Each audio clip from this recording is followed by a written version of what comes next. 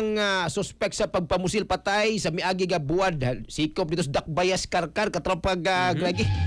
Di ay kumpletong detalye si katropag June 14. XFM Police Report. Police Report.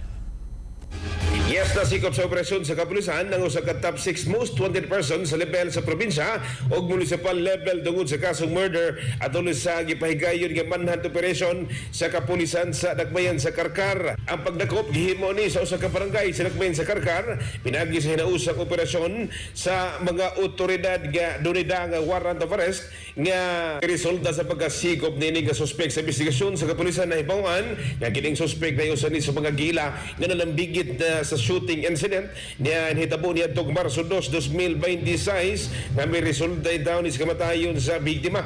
Human sa mga insidente, giingong mitago ko nining mga suspect gawa sa sugbo aron makalikay sa pagdakop apan pinagi sa padayon nga intelligence monitoring, case build up o koordinasyon sa mga otoridad na tultulan og nadakpan ra gihapon ning suspect. Sa pagkakaroon analis kustodiya sa Karkar City Police Station ang akusado og nag-atubang na og hustong legal nga proseso.